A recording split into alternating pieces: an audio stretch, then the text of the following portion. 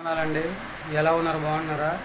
ఈ దినాన్న దేవుని యొక్క వాక్య ప్రకారం మనం చూసుకున్నట్లయితే కీర్తన గ్రంథంలో 109 అధ్యాయంలో 30వ వచనంలో దేవుడు మనతో మాట్లాడుతూ ఉన్నాడు అనమాట అండి.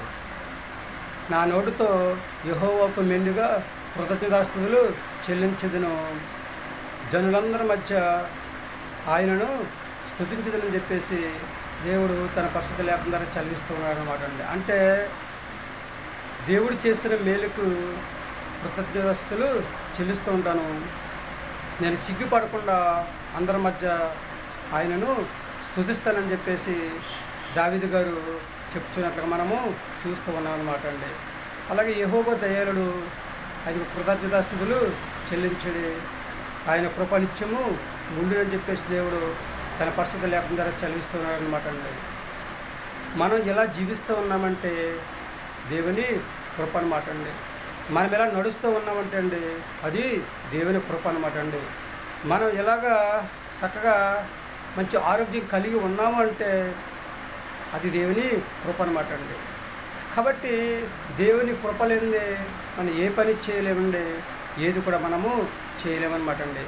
కాబట్టి మనందరికీ కూడా దేవుని కృప మనకు తోడుగా ఉండాలి కనుక మనందరం కూడా చిగ్గుపడకుండా దేవునికి కృతజ్ఞతాస్తుతులు చెల్లించాలని చెప్పేసి దేవుడు తన పరిశుద్ధ లేఖనం ద్వారా చదివిస్తున్నాడు కనుక పరిశుద్ధ గ్రంథంలో దేవుడు చేసిన మేలు మర్చిపోకుండా కృతజ్ఞతాస్తుతులు చెల్లించి హాయిగా మంచి ఆరోగ్యాన్ని కలిగి జీవించిన వారు అనేక మంది ఆశీర్వదించినట్లుగా దేవుడు మనం చూస్తూ ఉన్నాం అన్నమాట. ఎవరైతే కృతజ్ఞతాస్తుతులు చెల్లించగలుగుతూ ఉంటారో వారందరినీ కూడా దేవుడు ఆశీర్వదిస్తూ ఉంటాడు, అభివృద్ధి చేస్తూ ఉంటాడు, అంచులంచులుగా దీవించి ఆశీర్వదించి వాళ్ళకి ఏ సహాయం అయితే చేయాలో వాళ్ళకి ఏ సహాయం అయితే కావాలో ఆ సహాయం దేవుడు చేస్తూ ఉంటాడు అన్నమాట. కాబట్టి మనం జీవించిన జీవితంలో దేవునికి కృతజ్ఞతాస్తుతులు చెల్లించి ఆయన కృప నిత్యము మన మీద ఉండాలని చెప్పేసి ఆలోచన కలిగి జీవించే యోగ్యతను సంపాదించుకునే స్థితిని కలిగి ఉందామండి. యవనస్తులు చిగ్గుపడకుండా దేవుని పాటలు పాడాలి, సిగ్గుపడకుండా ప్రార్థన చేయాలి, సిగ్గుపడకుండా పరిశుద్ధ గ్రంథాన్ని చదవాలన్నమాట అండి. దేవుని ఎదుట సిగ్గుపడవలసిన అవసరము లేదండి, జనుల ఎదుట సిగ్గుపడవలసిన అవసరము లేదనమాట అండి. ఎవరైతే దేవుని మాట విని ఆయన మాట ప్రకారం నడుచుకుని చక్కగా ఆయన ఇచ్చే ఆశీర్వాదాన్ని సంపాదించుకుంటారో వారందరినీ కూడా దేవుడు దీవిస్తూ ఉంటాడు, ఆశీర్వదిస్తూ ఉంటాడు, చక్కగా వాళ్ళందరినీ అభివృద్ధి చేస్తూ ఉంటాడు. కనుక యవనస్తులందరూ కూడా సిగ్గుపడకుండా దేవుని నామములో ప్రార్థన చేయాలి, దేవునికి కృతజ్ఞతాస్తుతులు చెల్లించి చక్కగా మీకు ఏ సహాయం అయితే కావాలో ఆ సహాయాన్ని పొందుకుని హాయిగా జీవిస్తారండి. ఎందుకంటే యవనస్తులు ఏ పని అయినా చేయగలరు, పాటలు పాడగలరు, వాక్యం చదవగలరు, అలాగే డ్రమ్ము కొట్టగలరు, అన్నీ కూడా యవనస్తులు చేయగలరు. కనుక మందిర పరిచర్య చేయగలరు. ఏదైనా చేయాలంటే యవనస్తుల వల్ల అవుతూ ఉంటుంది. కనుక యవనస్తులు సిగ్గుపడకుండా దేవుని పరిచర్య చేయండి, పాటలు పాడండి, ప్రార్థన చేయండి, వాక్యం చదవండి, చక్కగా దేవుని నామ మహిమాత్మే జీవించి దేవునికి కృతజ్ఞతాస్తుతులు చెల్లించే యోగ్యతను కలిగి ఉండండి. ఏమంటారు? మీ ఆలోచన మీదే. చిన్నలు, పెద్దలు, పిల్లలు, యవనస్తులు ప్రతి ఒక్కరు కూడా దేవునికి కృతజ్ఞతాస్తుతులు చెల్లించి దేవుని మాట విని ఆయన మాట ప్రకారం నడుచుకుని హాయిగా జీవించే యోగ్యతను కలిగి ఉంటారని చెప్పేసి ఎవరైతే అంటూ ఉంటారో వాళ్ళందరూ కూడా తలలు వంచండి, చిన్న ప్రార్థించేద్దాం.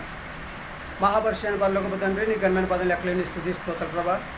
కీర్తన గ్రంథంలో చెప్పబడిన ప్రకారమైన తండ్రి స్తోత్రం ప్రభా. అందరి మధ్య తండ్రి నిన్ను స్తుతించి నిన్ను ఆరాధించే యోగ్యతను ప్రతి బిడ్డకని దయచేయండి. అందరి మధ్య ప్రభావం నీకు కృతజ్ఞతాస్తుతులు చెల్లించే యోగ్యతను ప్రతి బిడ్డకని దయచేయండి. అలాగే తండ్రి గర్భిణీ స్త్రీలను తండ్రి ప్రభా, అలాగే తండ్రి సంతానం బిడ్డలను దండిస్తుంది ప్రభా, బాలింతరాలను తండ్రి ప్రభా, చిన్నలను పెద్దలను యవనస్తులను వృద్ధులను దండిస్తుంది ప్రభా, వివాహం కోసం ఎదురు చూస్తున్న వారిని దండిస్తుంది ప్రభా, అలాగే తండ్రి ప్రభా అనారోగ్యంతో బాధపడుతున్న వారిని దండిస్తుంది ప్రభా, తండ్రి చేతులతో చేసుకుంటున్న వారిని, ఉద్యోగం చేస్తున్న వారిని, వ్యాపారం చేస్తున్న వారిని ప్రభా అందరిని కూడా దీవించి ఆశీర్వదించి ఎవరికి కావాల్సిన సహా వారికి దయచేయండి. వాహనం నడుపుతున్న వారిని తండ్రి దీవించండి, ఆశీర్వదించండి. ఎవరికి కావాల్సిన సహా వారికి దయచేసి ప్రతి ఒక్కరు ప్రభా నీ నామము తండ్రి విశ్వాసంలో ప్రార్థన చేసుకుని నీకు కృతజ్ఞతాస్తుతులు చెల్లించి ప్రభా నీ కృప తండ్రి మా మీద నిత్యము తండ్రి ఉండే యోగ్యత కలిగి ప్రభా ప్రతి ఒక్కరు జీవించే యోగ్యతను దయచేయండి ప్రార్థిస్తున్న ప్రభు నీకు వందనాలు. ప్రతి ఒక్కరికి మంచి ఆరోగ్యం దయచేయండి. ప్రతి యవనస్తుడిని దీవించండి ప్రభా, ఆశీర్వదించండి. యవనస్తులు తండ్రి ప్రభు వాళ్ళ మనసు మార్చుకుని ప్రభు నీ పరిచయం చేయడానికి, పాటలు పాడడానికి, వాక్యం చదవడానికి తండ్రి, ప్రార్థన చేయడానికి సిగ్గుపడకుండా తండ్రి ఇస్తాను ప్రభా. మంచి మనసును వాళ్ళకి దయచేయండి తండ్రి నీకు వందనాలు. మరొకసారి తండ్రి అందరినీ కూడా దీవించి ఆశీర్వదించి ఎవరికి కావాల్సిన ఎవరికి దయచేయమని మా ప్రార్థనలకు ఇస్తాను. మా ప్రార్థనలకు ప్రతిఫలం దయచేయమని మా కొరకు తరగడానికి యేసుక్రీస్తు ప్రశ్న వేడి కొంచెం తండ్రి. ఆమేన్.